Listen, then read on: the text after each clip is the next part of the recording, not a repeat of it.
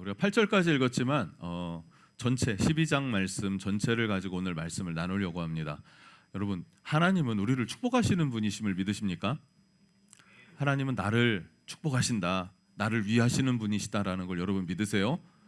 성경은 처음부터 끝까지 하나님에 대한 사랑이 기록되어져 있는 것입니다. 우리를 향한 하나님의 사랑, 더 정확하게 나를 향한 하나님의 사랑이다, 이렇게 기록되어져 있죠. 그래서 여러분, 이 말씀을 잘 읽고 묵상하는 것은 복이 됩니다. 왜냐하면 하나님 마음을 아니까 위안을 얻을 수 있고요, 그 하나님 안에는 지혜가 있고요, 그 하나님 말씀 안에는 능력이 있습니다. 하나님은요, 우리를 사랑하시는데 창세기 1장 27, 28절에 하나님이 자기 형상 곧 하나님의 형상대로 사람을 창조하시되 남자와 여자를 창조하시고 하나님이 그들에게 복을 주시며 하나님이 그들에게 이르시되 생육하고 번성하여 땅에 충만하라 하셨죠. 여기서 사람이 창조되자마자 하나님이 사람을 향하여서 첫 번째 하신 말씀이 뭐냐면 복을 주시며 하신 말씀이에요. 우리를 복 주시는 게 하나님의 마음이고 하나님의 뜻임을 믿으시기 바랍니다. 예수님도 그랬어요. 40일 동안 부활하신 다음에 40일 동안 제자들과 함께 계시다가 이제 승천하십니다. 승천하실 때 그냥 승천하신 게 아니라 어떻게 승천하셨냐? 누가복음 24장 50절 51절에 이렇게 말해요. 예수께서 그들을 데리고 베다니 앞까지 나가사 손을 들어 그들에게 뭐 하시더니요? 손을 들어 그들에게 축복하시더니 그 다음에 축복하실 때에 그들을 떠나 하늘로 올려주시니, 축복하실 때 올라갔대요. 이렇게. 할렐루야. 마지막까지 예수님은 제자들을 축복하시면서 올라가셨어요. 하나님은 사람을 지으면서 우리를 축복하시면서 사람과의 관계가 시작되어졌어요. 그래서 우리는 하나님과의 축복, 하나님께로부터 축복받는 존재다라는 사실을 여러분 꼭 기억할 수 있기를 바랍니다. 자, 그럼 뭘 축복해 주셨을까요? 자, 근데 여기에서 또 조금 이제 안 믿겨지는 이유가 뭐냐면, 여러분들이 원하는 축복은 뭡니까? 제가 원하는 축복은 뭘까요? 하나님이 여러분들이 원하는 축복은 어떤 축복 받고 싶습니까? 어떤 축복 받고 싶어요? 정한.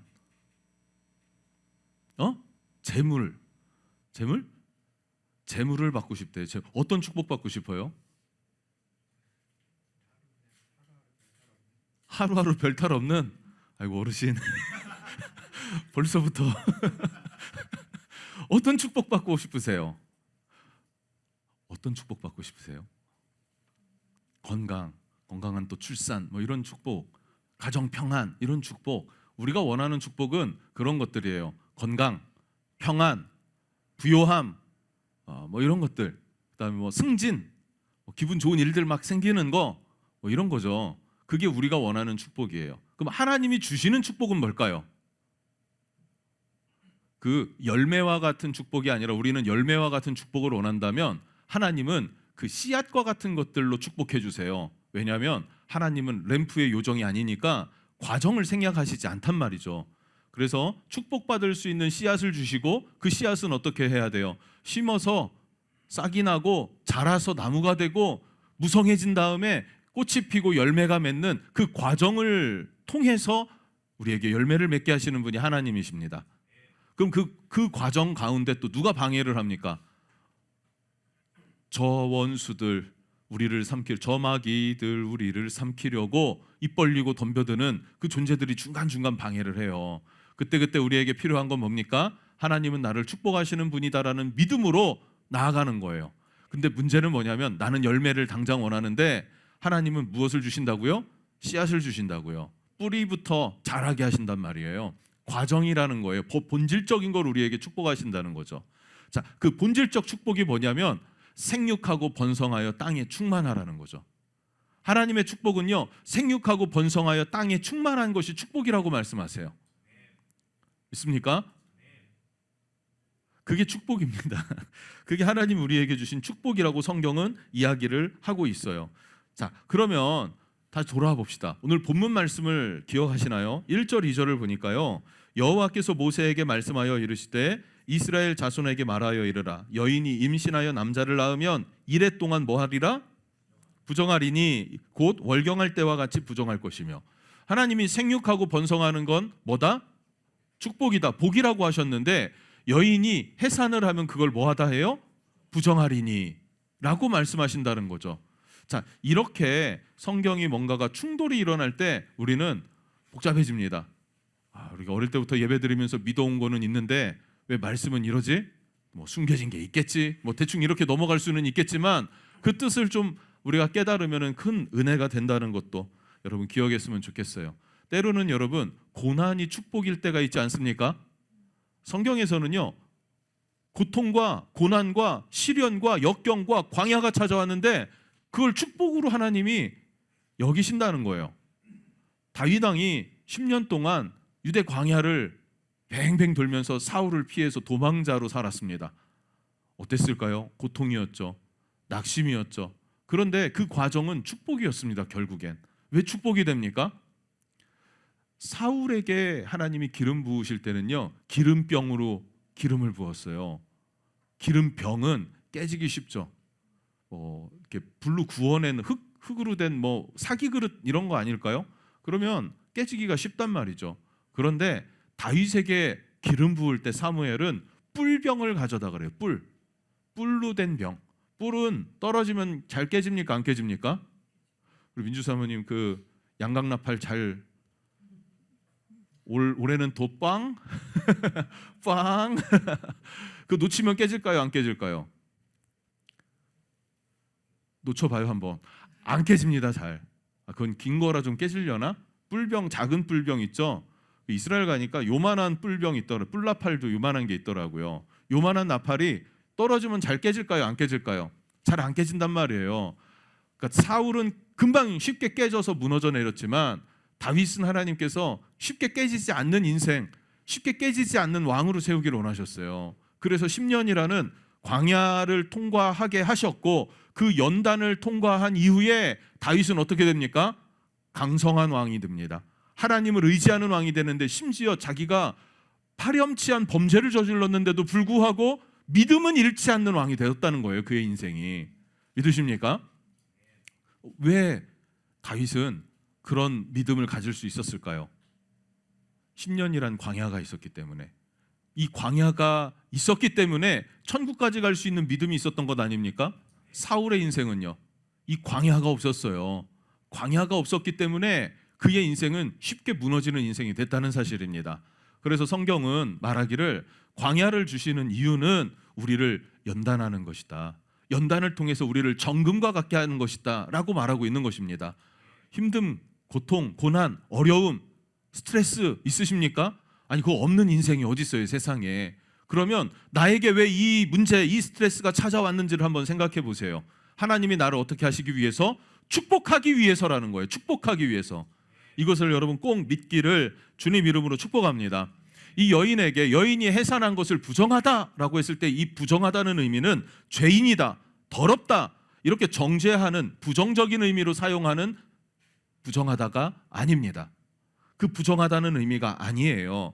그래서 남자 아이를 낳으면 7일 동안 부정할 것이고 사녀리 깨끗해질 때까지는 33일 동안 더 부정할 거다. 그럼 7 더하기 33일은 며칠입니까? 40일이죠. 남자 아이를 낳으면 40일 동안 부정할 거래요. 자, 여자를 낳으면 14일 동안 부정할 것이요, 사녀리 깨끗해지려면 66일 동안 더 부정함 가운데 머물러야 돼요. 그러면은 며칠입니까? 80일. 80일이라는 거예요. 자, 뭐 이렇게 주석 같은 거 보니까 왜 남자는 40일, 여자는 80일, 이거 이따 좀 설명할게요. 그러면 이걸 왜 하나님이 부정하다 했는가라고를 생각을 해보면 답이 나와요. 유대인들은 히브리 여인은 건장했습니다. 그래서 출애굽기를 보면 한 몇 장이었나 잘 생각이 안 나는데 그 초반에 보면은 히브리 여인들은 그 히브리인이 아이를 막 많이 잘 낳아요.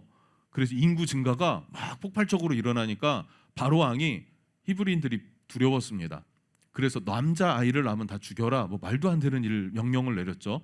그래서 십브라, 부아라고 하는 두 여인이 등장하는데 이 사람들은 산파입니다. 그 이름 뜻도 산파예요. 사실은 예전에 찾아보니까. 근데 이 산파가 아이를 받고 남자 아이면 죽이도록 하는 거예요. 그런데 성경이 뭐라고 하냐면 이 산파들이 하나님을 더 두려워하여 바로 왕보다 하나님을 더 두려워하여 남자아이들을 살려줬다 이렇게 얘기를 해요. 그러면 바로 왕이 왜 살려줬는지 또 문책할 거 아니에요? 불러서 물어봐요. 왜 살려줬어? 라고 물어보니까 이 산파들이 하는 이야기가 이거예요. 히브리인은 애굽 여인과 다르게 몸이 건장하여서 우리가 도착하기 전에 이미 출산하였더이다 이렇게 이야기를 합니다. 그러니까 히브리인들은 이건 그냥 핑계는 아니에요. 실제로 건장했습니다. 실제로 건장했다고요, 몸이. 그러면은 출산을 해봤잖아요. 출산을 하고 나서 몸이 어때요? 말끔해져요, 그냥? 그러면은 회복 기간이 필요해요, 안 필요해요? 필요하죠. 그리고 시간이 어느 정도 돼서 이제는 괜찮다 싶어도 조금 더 쉬어줘야 된다고 하지 않습니까? 바로 그거예요. 히브리 여인들은 건장해요. 그러니까 아이를 낳고도 괜찮다 하고 여기면 몸이 더 아플까요, 안 아플까요? 아프죠. 그런데 하나님이 뭐래요? 그 여인을 향해서 부정하다라는 명목 아래 쉼을 주는 거예요. 회복할 기회를 주는 것입니다. 이 부정하다는 것이 죄인이다, 뭐 하나님 앞에서 범죄했다 이런 뜻이 아니랬잖아요. 그런 부정함이 아니랬잖아요. 그냥 부정하다라고 하는 그냥 그 틀 안에 머무는 거예요. 그냥 그 틀 안에서 지금 뭐를 하는 거예요? 그래서 쉼을 얻고 안식을 취하고 회복의 기간을 하나님이 허락하셨다는 사실입니다. 그걸 율법으로 박아버렸어요, 하나님이. 4절인가요? 여기에 보면은 하나님 뭐라 그러면 성소에도 나오지 말고 성물도 만지지 말라 뭐 이렇게 얘기를 해요. 기한이 차기 전에는 성물을 만지지 말고 성소에도 들어가지 말 것이며, 즉 예배도 쉬어도 된다라고 할 정도로 하나님은 그 구약 엄한 율법 시대에 그렇게까지 배려해 주셨다라는 사실을 여러분 기억하길 바랍니다.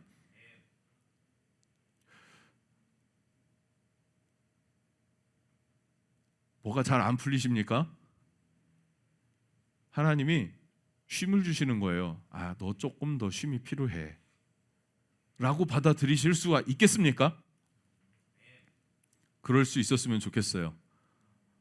전 굉장히 공감을 합니다. 굉장히 공감을 합니다. 여러분 꼭 그렇게 하나님의 은혜를 잘 기억했으면 좋겠는데, 하나님 우리를 축복하신다 그랬어요. 축복하시는데 어떤 상황과 환경이 이렇게 보여지는 것이 부정 아니면 광야, 스트레스 뭐 이런 것들로 좀 내 삶에 비춰져요. 그러나 그 이면에 있는 하나님의 배려와 하나님의 축복을 바라보는 그런 믿음의 눈이 여러분 10년 가운데 일어날 수 있기를 축복합니다. 자, 두 번째는요. 그렇게 정결하게 되는 기간이 지나면 하나님 앞에 다시 나아와요. 그래 다시 나아와서 뭘 합니까? 번제와 속죄제를 드리게 돼 있어요. 그 부정함의 기간을 지난 끝에 하나님 앞에 나와서 다시 번제와 속죄제로 드립니다. 번제로 1년 된 양, 그리고 속죄제로는 비둘기, 이렇게 하나님 앞에 드리게 돼 있어요. 자, 번제는 무슨 의미가 있을까요?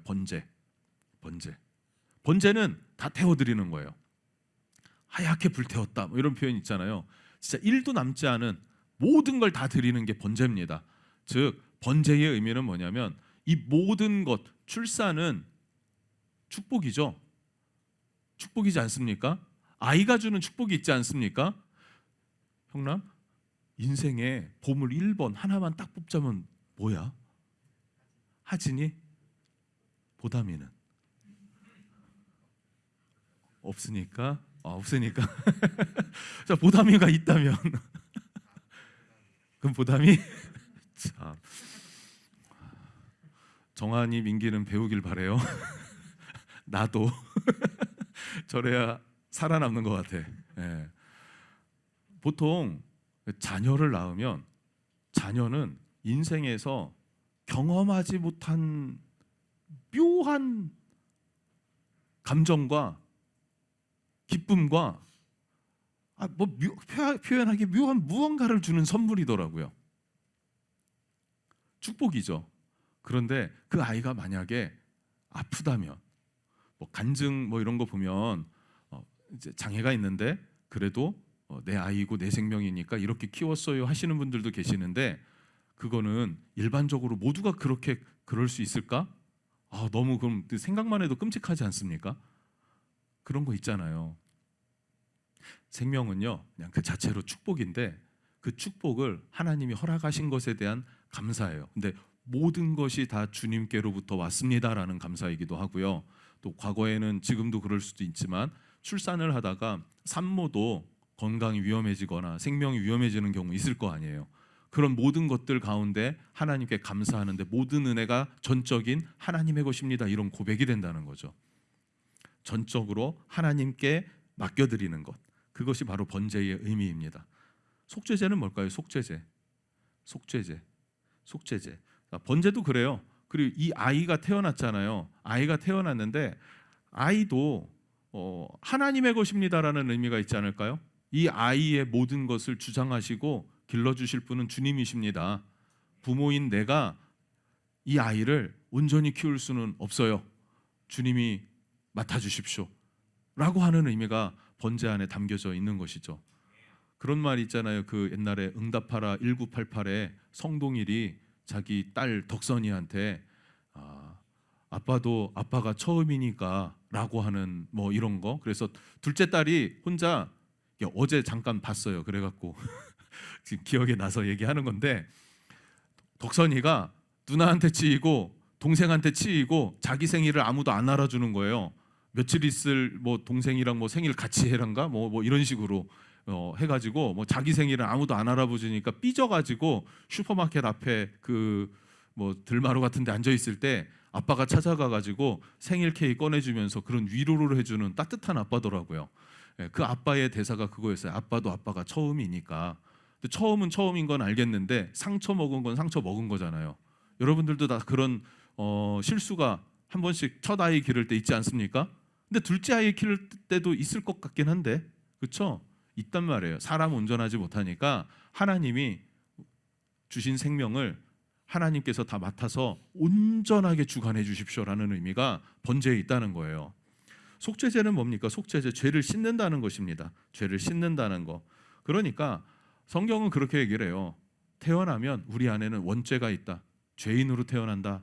그리고 가만 놔두면은 욕심, 나를 위하는 이기심, 그 모든 것들이 하나님을 떠나서 하나님을 경외함이 아니라 나를 위해서 살아가는 것, 이것들은 다 죄의 부분들이다라고 이야기를 합니다. 결국 그것이 문제가 되는 것 아닙니까? 그 모든 것들을 하나님 앞에 속죄하는 의미가 담겨져 있다 하는 것을 이야기를 하죠. 자, 그리고 이 번제와 속죄제를 드릴 때의 예물은 어린 양과 비둘기예요. 그런데 뭐라고 하냐면 어린 양을 드릴 형편이 되지 않는 여인은 뭐를 잡아와라? 산비둘기 2마리를 잡아오든 집비둘기 새끼 2마리를 가져오든 하라는 거예요. 자, 그럼 제물로 드릴 1년 된 양, 어린 양, 이 어린 양은 누구를 상징할까요? 무엇을 상징할까요? 예수님을 상징해요. 메시아 예수 그리스도를 상징해요. 그리스도가 메시아란 뜻이에요. 메시아가 히브리어고 그리스도가 헬라어예요. 그러니까 예수 그리스도, 예수 메시아, 이런 의미입니다. 메시아가 뭡니까? 구원자. 우리를 구원해 주실 분, 우리가 우리 죄의 문제를 스스로 해결할 수가 없는 한계가 있습니다. 그 한계를 인정하고 서로 이해를 해야 돼요. 교회 안에서도 사람이 성품과 성격과 성향이라는 게 있는데 그게 한계라는 게 있다는 거예요. 있습니까? 없습니까? 그것을 가지고 쟤는 맨날 저래 이래버리면 그 교회는 깨지는 거죠. 하나 되지 못하는 거죠. 그러니까 이해를 하는 거예요. 서로 저런 모습은 있어. 나도 이런 모습이 있으니까 너나 나나 쌤 끝. 서로 이해하자. 이렇게 가야죠, 교회가. 그렇지 않습니까? 한계가 있는데 사람의 한계는 뭐냐면 죄의 문제를 스스로 해결할 수 없다는 한계입니다. 죄의 싹은 무엇입니까? 사망이요. 성경을 보면 우리로 하여금 뭐라고 하냐면 너희가 허물과 죄로 죽었던 너희를 메시아 예수께서 살리셨도다. 허물과 죄로 죽었대요. 우리가 지금 우리 살았는데요 라고 하니까 우리가 죽었다는 의미가 이해가 안 가지만 육체는 살았는데 뭐가 죽었다고요? 영이 죽었다는 얘기예요. 영이. 그래서 영적 예배를 드릴 수 없고 영적 감각이 없는 이유는 뭐냐면 영이 죽었기 때문에. 그런데 예수 그리스도께서 우리의 영을 살리셨도다. 육체는 어떻게 돼요? 죽어도 영이 살아있으면 예수님 재림하시는 날 어떻게 해요? 영의 새 몸을 입는다라고 고린도전서에 말하고 있습니다. 영의 새 몸을 입는다고. 자, 우리는 죽은 상태인데 죽은 우리의 상태가 죽어있는 놈이 스스로 살아날 힘이 있습니까? 없습니까? 살아날 힘이 있으면 죽었다고 안 하지. 그런데 다시 살아날 수가 없으니까 우리는 죽은 상태인데 이것을 스스로 벗어날 힘이 없어요. 스스로 벗어날 힘이 없는데 성탄절이 무슨 날이에요? 예수님 오신 날. 그날을 왜 기뻐하고 즐거워합니까? 예수님이 내가 해결할 수 없는 내 죄 문제를 해결해 주셨기 때문에. 그래서 그 주님이 오시는 것을 맞이하는 날입니다. 주님을 맞이하는 날. 할렐루야. 주님을 맞이하는 것.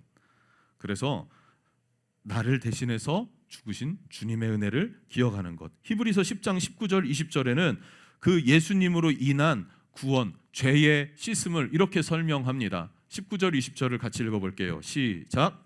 그러므로 형제들아 우리가 예수의 피를 힘입어 성소에 들어갈 담력을 얻었나니 그 길은 우리를 위하여 휘장 가운데로 열어놓으신 새로운 살 길이요 휘장은 곧 그의 육체니라. 아멘. 자, 휘장은 그의 육체래요. 그의 육체, 예수님의 몸을 말하는데 예수님이 십자가에 못 박혀 죽으시고 창에 맞으셨을 때 그 몸이 갈기갈기 다 찢겨진 상태이지 않습니까? 머리에는 가시관에 가시에 찔린 피가, 채찍에 맞은 온 몸이, 그 다음에 손과 발에는 못이 박혀 있고 옆구리에 창이 찔렸잖아요. 그림만 봐도 창 자국이 오른쪽 옆구리에 있잖아요. 근데 성경에 심장이 찔렸대요. 이렇게 차올랐다는 거예요. 몸이. 완전히 그냥 다 쏟아내신 그 예수님, 그 육체는 뭐였다? 휘장이었다. 휘장이 뭡니까? 성소와 지성소를 가로막고 있는 커튼인데 두꺼운 커튼이에요. 결코 찢어질 수 없는 커튼. 칼로 아무리 해도 이게 공교히 좌우로 이렇게 짜여갖고 겹겹이 되어져 있는 이 휘장을 찢을 수는 없단 말이에요. 그런데 초자연적인 현상이 일어났습니다. 기적 같은 일이 일어난 것. 근거 없는데 갑자기 예수님이 십자가에서 숨을 거두실 때에 휘장이 위에서부터 아래로 쫙 찢어졌다는 거예요. 무슨 말입니까? 뭐를 상징하는 겁니까? 이 사건이 무엇을 의미하는 것입니까? 우리가 이렇게 예배하는 것은 성수의 예배예요. 쉽게 표현을 하면. 근데 지성소에는 하나님이 있어요. 우리는 예배의 목적이 뭐냐면 하나님을 만나는 거예요. 하나님을 만나는 거, 하나님 경험하는 거. 왜냐하면 하나님은 살아있으니까. 여러분, 하나님 살아있다면 하나님 만나기를 원한다는 그 마음의 도전이 있으십니까? 있어야 돼요. 이전에 만났었는데 계속 만나야 되는 거 아니에요? 계속 맨날 만나고 2분마다 만나고 그럼 좀 이상할진 몰라요. 상담을 합시다. 그런데 그래도 한 2, 3년에 한 번씩 깊게 주님과 인격적인 만남의 체험도 있으면 좋지 않나요? 살아계신 하나님이니까요. 저는 제 신앙이 견고해지는 계기에는 체험이 있었어요. 하나님을 만나는 경험. 그 경험을 잊질 못했고 그때부터 내 삶의 변화는 자연스럽게 변화되더라고요. 우리 은혜향의 교회도 우리 성도들에게도 그런 변화가 일어날 수 있었으면 좋겠어요. 어떻게 그런 일이 일어났냐면 제 마음에는 항상 그게 있었어요. 나도 예수님 만나보고 싶다. 그거면 충분합니다. 그럼 하나님의 때가 되면 하나님 여러분 만나 주실 거예요. 하나님 저렇게 살아 계신다면은 나도 한번 만나보고 싶다. 이 마음이 여러분 안에 있기를 축복합니다. 그러면 태영이 같은 경우는 새벽 기도 때 만났고요, 보니까. 그리고 수련회 가서 만났고요. 그 소년원 사역 가서 만나고요. 기도원 가서 만나고요. 막 이렇게 다 만나더라고요. 할렐루야. 그 은혜가 여러분 안에 있었으면 좋겠어요. 하나님의 임재 가운데로 나아갈 수 있는 것, 그것은 예수님이 다리가 되어 주셨어요. 하나님과 우리 사이에 유일한 다리가 뭡니까? 십자가. 그 십자가를 통해서 하나님께 나아갈 수 있게 되었다. 그 번죄, 속죄제, 그 제물이 뭐가 되었다?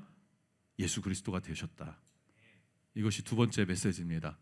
자, 세 번째 마지막으로 아이가 태어나면 아이가 태어난 지 8일 만에 할례를 받게 합니다. 할례. 3절입니다.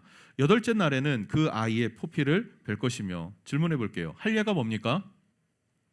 그것은 고추 이러지 말고 믿음의 고백이에요. 믿음의 고백. 너 세례를 왜 받았어? 음흉하게 웃지 말고 임마.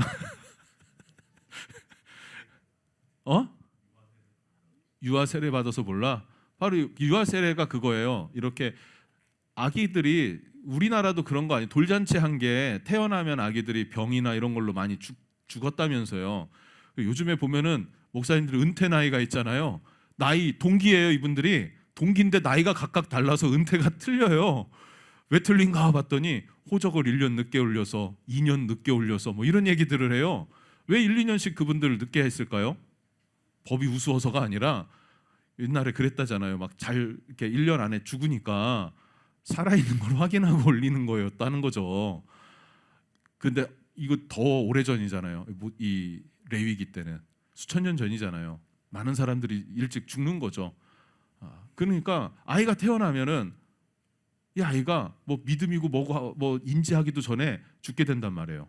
그러면은 이제 이 아이를 위해서 그 부모가 어쨌든 하나님의 대리자로 돌보는 자잖아요. 양육하는 양육자잖아요. 그러니까 양육자가 이 아이를 하나님 앞에 온전한 믿음으로 말씀으로 기르겠습니다라고 하는 약속과 결단과 그것을 이제 근거로 해서 그 아이에게 세례를 주는 게 이제 유아 세례가 되고 뭐 나중에 그게 유아 세례가 애가 인지도 못했는데 그걸로 하는 게 되냐 그래가지고 제세례파라고 하는 뭐 이단이 등장하고 뭐 이런 역사가 있습니다.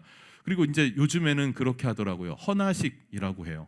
아이를 부모가 잘 이렇게 기르겠습니다라고 하는 것에 대한 그런 어떤 헌화식을 해요. 그리고 나서 아이가 자라서 믿음의 고백이 있을 때 세례를 베풀게 되는 뭐 그런 과정들을 이제 밟게 되죠. 세례 혹은 구약의 할례가 이제 세례랑 가장 흡사하지 않습니까? 의미는 뭐냐면 믿음의 고백이에요. 하나님을 믿고 의지하겠습니다. 그래서 누가 할례를 받냐면 누가 세례를 받냐면 예수님을 구주로 믿는 사람이 세례를 받는 거고 하나님만 경외하고 하나님만 섬기고 하나님만 나의 주가 되시고 나는 그의 백성입니다라고 고백하는 그 히브리인들이 구약의 할례를 받았던 거예요. 그러면 어디에 받는가? 어디에 받아? 생식기, 남자 생식기, 표피를 베는 거잖아요. 그건 표면적으로 드러나는 거예요. 내면의 문제입니까? 자, 할례는 믿음이라 그랬어요. 믿음은 내면에 있습니까? 외면에 있습니까? 내면에 있는 거예요. 할례는 내면에 있나요? 외면에 있나요? 외면에 있죠. 그러니까 믿음이 외면으로 드러난다라는 의미가 있는 거예요. 내가 예수 믿습니다 해요. 믿습니다 하면 다 천국 갑니까? 믿으면 천국 간다고 했는데 근데 그 믿음이 죽은 믿음인지 살아있는 믿음인지는 뭐로 드러나요?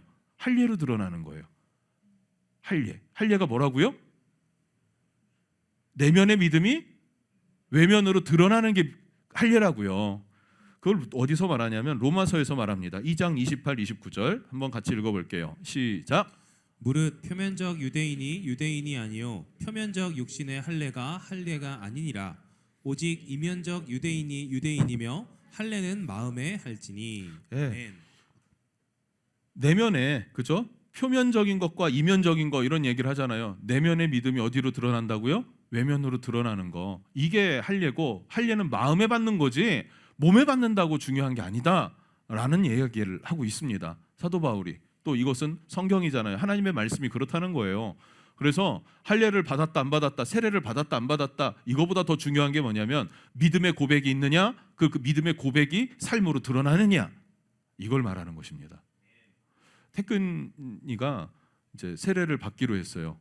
근데 그동안 한 2년 정도를 세례를 받을 거를 고민했어요. 두 가지가 있었는데 그 중에 하나가 뭐였냐면 내가 정말 과연 그리스도인으로 잘 살 수 있을까? 이 고민을 하다가 이제 결단을 한 거예요. 어쨌든 그래서 부활절에 받자 뭐 이렇게 일단은 얘기를 했는데 그러면서 이야기를 하는 거죠. 네가 결단을 해서 세례를 받는다고 하면 그 결단 100% 어기게 될 거다. 그 결단 중요한데 내가 결단했다고 세례를 받는 게 아니라 결단해서 세례를 받지만 완전해서 세례를 받는 건 아니고 그때부터 진짜 완전해지기 위해서 우리 성결교회는 이제 요한 웨슬레가 말하고 있던 점진적 성화를 토대로 해요. 그러니까 우리의 성화는 점진적으로 일어난다. 믿음이 깊어지면 깊어질수록 뭐가 되는 거예요? 믿음이 삶 가운데 더 깊게 나타나서 거의 이제 죽을 때 이제 영화의 단계에 이르러요. 예수님이 오시면 우리가 영화의 모습으로 가게 된다. 그때는 죄가 아예 없는 모습으로. 죄가 우리에게 지금은 있잖아요. 죄성이 있잖아요. 죄의 습관이 있잖아요. 있습니까? 없습니까? 있어요. 도덕적 죄가 아니라 하나님 앞에서의 하나님을 온전히 믿지 못하는 그게 죄의 기준이래요. 근데 우리 맨날 하나님 온전히 믿지 못할 때가 있지 않습니까? 저도 그러거든요. 막 믿음으로 될 때는, 말씀 앞에 설 때는 막 믿음이 막 뜨끈뜨끈했다가 또 현실을 보면은 진짜 되겠지? 막 이런 생각이 든단 말이죠. 믿음이 흔들린다는 얘기예요. 온전하진 못한다는 얘기예요. 여러분 예수를 믿으시죠? 그러면 그 믿음이 내면의 믿음인데 그것이 삶으로, 외면으로 드러나줘야 돼요. 그것이 진짜 믿음이다 라고 성경이 말하고 있습니다. 자, 그러면 결론입니다. 내면의 믿음이 삶으로 드러나려면 어떻게 해야 될까요? 딱 한 가지예요. 삶을 어떻게 살아야 되는 기준을 보면 돼요. 이렇게 살으라는구나, 이렇게 살으라는구나. 그 기준이 무엇입니까? 성경이죠. 성경이 이렇게 뭐 하나님에 대해서, 예수님에 대해서 이렇게 저렇게 막 쓰여진 책들이 엄청 많을 거 아니에요? 문서들이. 그것을 정경화 작업이라 그래서 66권, 그것을 딱 뽑아서 한 권으로 만들었던 회의가 아주 오랜 시간 동안에 수차례에 걸쳐서 진행이 됐었어요. 그래서 정경이라는 걸 만든 게 여러분 우리가 보고 있는 성경 66권입니다. 근데 그 정경이라는 단어가 뭐냐면 캐논이라는 뜻인 단어인데, 캐논이 잣대, 기준 이런 걸 말하는 거예요. 하나님의 말씀이 잣대가 되고 기준이 됩니다. 그래서 그 하나님의 말씀을 읽고 바라보면 내가 이렇게 살아야 되는구나, 저렇게 살아야 되는구나 라고 하는 지혜를 얻는 거예요. 그 지혜를 얻어서 살아갈 때 내면의 믿음이 표면적으로 드러나지는 것입니다. 할렐루야. 여러분, 그래서 내면적으로 믿습니다가 믿는 게 아니라 표면적으로 드러나지는 믿음이 진짜 믿음이다라고 이야기를 하잖아요, 로마서에. 그러니까 말씀을 여러분 읽는 걸 결단해야 돼요. 꾸준하게 읽을 걸. 근데 이걸 여러분 조금 나는 과하게 결단했으면 좋겠어요. 과하게. 하루에 1시간 50장, 뭐 20장 뭐 이렇게 그냥 과하게 결단해 보세요. 그래야 그 반의 반도 할 수 있을 것 같아요. 처음부터 하루에 2장씩 뭐 이렇게 정해버리면 쉽게 읽으니까 할 수 있겠지, 아니에요. 이거는 습관을 바꿔내야 되기 때문에, 습관을 바꾸려면은 내 하루 그 라이프 스타일이 있잖아요. 시간 계획에 아예 이만큼을 빡 집어넣어야 돼요. 그래야 습관이 바뀌고, 습관이 바뀌어야 말씀 앞에서의 삶을 살게 되는 것입니다. GT를 하면서 계속 고민되는 게 뭐냐면, 녹화하는 거 여러분 들어서 GT가 안 돼요. 묵상이 안 돼요. 근데 그냥 하는 거예요. 일단 그거라도 거기서부터라도 했으면 해서. 그 고민이 정말 많은 게 GT예요. 해보니까요, 그거를 읽어야 되고, 그거를 설교 녹화를 하고 해야 되고, 그걸 또 듣기도 하고 뭐 새벽에도 하고 또 이렇게 주일 설교로도 준비하고, 이 정도가 됐을 때 그 안에서 말씀이 내 심령 안에 막 심겨지는 게 느껴져요. 안 그럴 때도 있어요. 부족할 때도 있어요. 그럼에도 부족할 때가 있어요. 여러분, 그래서 말씀을 정말 많이 읽기를 결단하십시오. 지난주에 나눈 게 뭡니까? 에스라가 말씀을 연구하고 그 가운데 지켜 행하면서 그것을 백성들에게 가르치기를 결단할 때, 그 결단 가운데 하나님의 은총이 에스라에게 임하였다는 건 사실이에요. 여러분, 말씀 읽기를 결단하십시오. 여러분의 삶의 문제가 풀리는 하나님의 능력을 힘입을 겁니다. 자, 이렇게 얘기했을 때 여러분, 말씀 읽기를 결단하면 갑자기 문제가 뿅 하고 다 풀릴 거야, 이렇게 생각하면은 기복신앙이라는 거예요. 하나님은 뭐라고요? 씨앗을 주신다고요. 자라게 하시고 무성하게 하시고 꽃이 피게 하시고 그 다음에 열매를 거두게 하시는 거라는 거. 그러나 반드시 열매를 거두는 축복 주시니까 여러분 결단하고 믿음으로 말씀 읽기를 결정하세요. 많이 읽기를 결정하세요. 할렐루야. 그 은혜가 여러분 심령에 있기를 주님 이름으로 축복합니다. 예배팀 나오시죠.